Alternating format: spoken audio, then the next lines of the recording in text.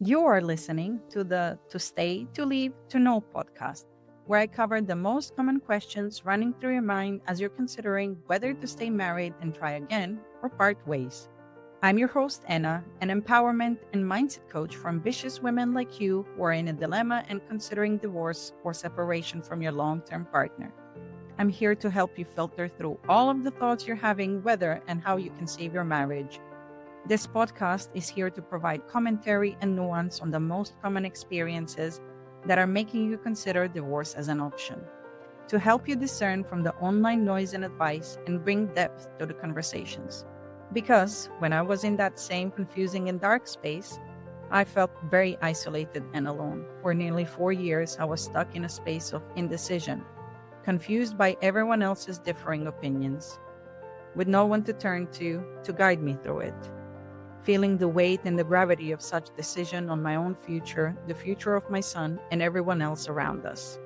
Once I started talking, I realized I was not alone. So many other women were going through very similar challenges, in silence, isolated, often out of shame or lack of trust in others. I'm here to put a stop to it and finally provide the guidance for this period I call the void. I'm here to bring clarity and be a guiding light as you're feeling torn between honoring what your heart desires and what the society expects you to do. So let's get going. Okay, I felt it was important to address this. He's such a good dad. And I think this topic is really crucial to cover, especially in the context of women considering divorce and separation and going between, oh, whether we should stay or like considering those pros and cons and all of that.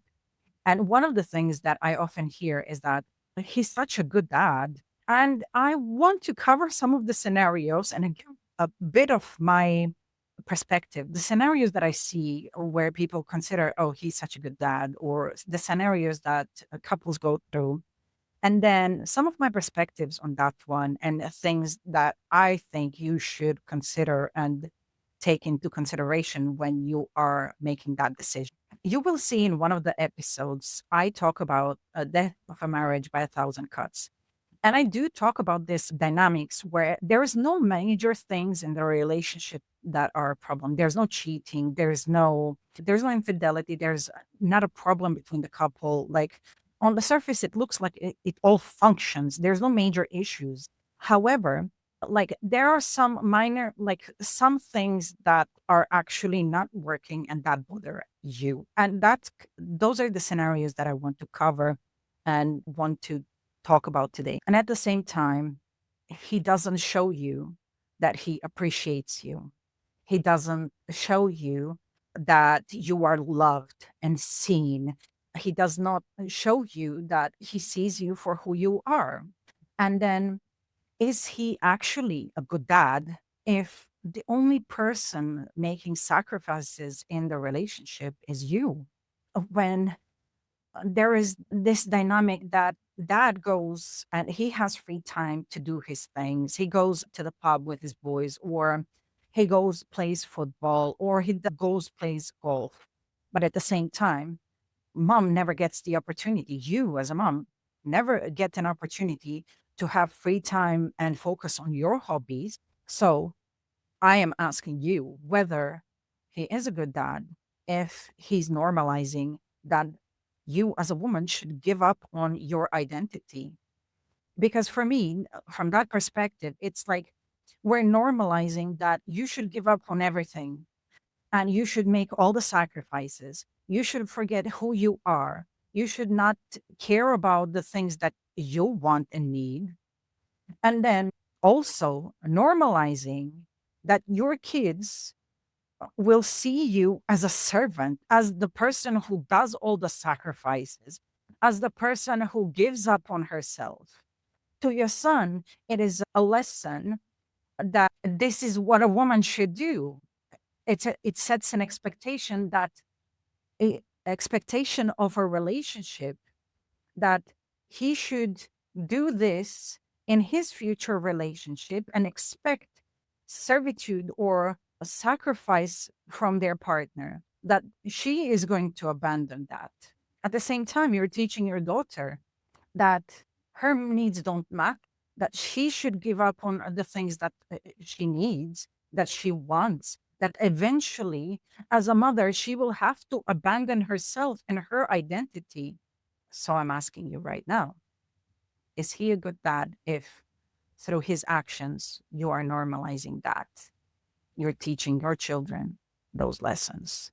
If he sees you're frustrated, you express your frustration. You can't always have the conversation in private. So you express your frustration in front of your kids and say, look, I really need more support. I really need more hugs. I really need more of this. I want more connection. And then he ignores it. He ignores your bids for connection. And then your kids notice that he does not give you enough attention, that he does not give you what you want. It normalizes that. It's teaching your kids, it's normalizing that it is okay to ignore your partner. It is teaching your kids that mom's needs are not as important, that it's okay to behave towards mom or the future partner like that it is okay to just allow it to go in one ear and the other ear and not do anything about it. It's normalizing complacency, and it's normalizing dysfunctional behavior for the future of your kids. Normalizing dysfunctional behavior in relationships for your kids and their future. Does that make him a good dad? But they're jabs at your expense, but they're masked as jokes. Is that actually a good dad? Because that way he's teaching his kids is it's okay to disrespect and make fun of mom. It is okay to pretend that you're joking, but you're actually making insulting or humiliating jokes towards your partner. Is this what you want for your kids? Is that a good lesson for your kids? And let me be clear, I'm not here to bash men. I'm not here to discredit things that they're doing. But I want you to also consider when he is doing those things, to consider the balance that, yes, when he is doing those things, he's also teaching your kids a different lesson. So if your reasoning to stay is because he's a good dad, I want you to consider those aspects. What are you in turn, and what normalizing? What is he normalizing with that kind of behavior? What are you both normalizing with that behavior? And what lessons are you passing on to your children? And I'm not here to say that this is what every man does and that I'm hating on all men, but I want you to consider if this is the case, if you are going through that, if you recognize these dynamics, to give it proper weight. Because if you are considering that he's doing all of these things, but you're not taking this into consideration, you're not being actually objective about this. And I'm not here to push you in any direction. I'm just here to give you a bit more nuance and things to consider when you are making your decision. I have made different cases for yes and no throughout this whole podcast. You will see. And I've given you nuance for each of the scenarios. Now, even if he is an amazing dad, even if all of these things are taken into consideration, is that enough for you? Even if he's not doing these things, not making side jobs, even if those scenarios are not, e- even if that is the case, is this still enough for you to want to stay? That's a question that I'm going to ask you to take away with you. Okay, sit down, consider all the pros and cons. Okay, and now that you have done that, does I want you to check in with yourself and be honest with yourself. Does him being a good father take precedence over whether he's also a good husband to you? Okay. Which is more important to you? Does that, if he's a good father, but there are certain things that he could do better as a husband, does that still make you want to stay with him? And I'm not going to say that there are no scenarios in which, yes, a husband is like, he's doing all of the things as a father, but got a bit complacent with the busyness and everything. You forget to do those touching points, not making him the bad guy. Of course, like we are all under pressure with responsibilities, with all of the things that we need to take into consideration. Our time has been consumed with the responsibilities, with expectations that the society have of us, the responsibilities as parents towards the job, all of that. And it is easy to fall into a trap where you two are not actually connecting anymore. And in that situation, I completely understand. I'm not putting blame on you or him. It's simply the case for the circumstances. So if he's a good dad, but two of you no longer have any connection and you are not moving forward and there's no connection as there was before, when you look at your values, is this still enough for you to want to stay with him in the relationship? Is this enough for you to continue the marriage? Because I want you to sit with yourself and think about it. Like, okay, is bringing my kids up in this kind of dynamic important for me, even though we no longer have that connection, passionate, deep connection as we did before? Is it important for me to continue the marriage and keep the sanity and keep them?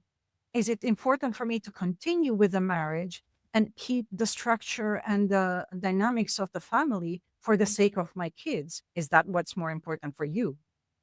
Are you willing to wait it out until they're a bit older? Those are the things that that I want you to ask of yourself. Which part of that is more important? And when you get to that stage, I also want to ask you whether to think about whether staying married while you both are not feeling fulfilled, you're both not living to your full potential, you are not expressing the passion and doing what you want, and not living, not staying true to yourself of wanting to be loved and being in a passionate, loving relationship.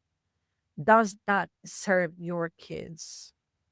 Does that serve the purpose? Whether that, and does that serve you? Does that serve you or your partner?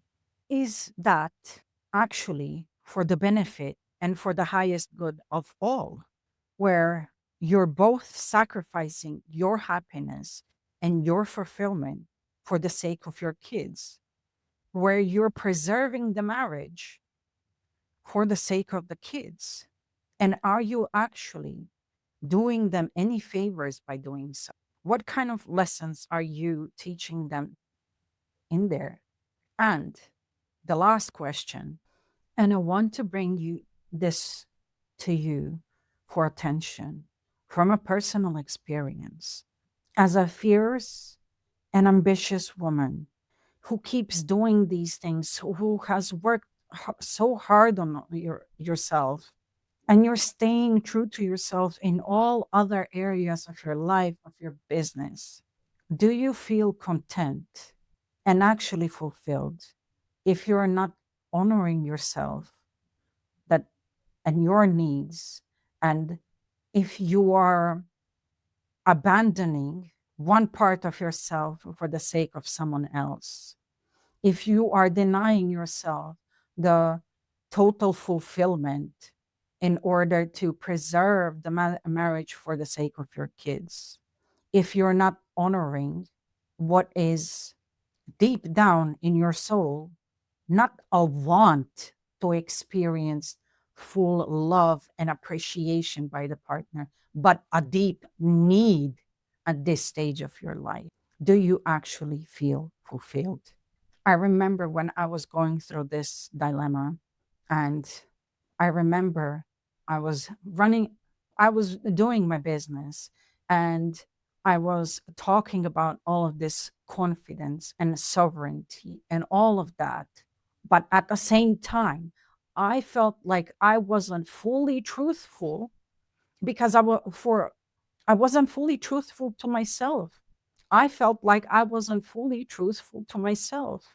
I wasn't fully honoring myself, as if I was hiding something, as if I was lying to myself, as if I was lying to my customers. Oh, she's such a powerful woman, but she's settling for this. And it felt such a big incongruency, like such a big incongruency within myself, as if I'm deceiving others and as if I'm deceiving myself.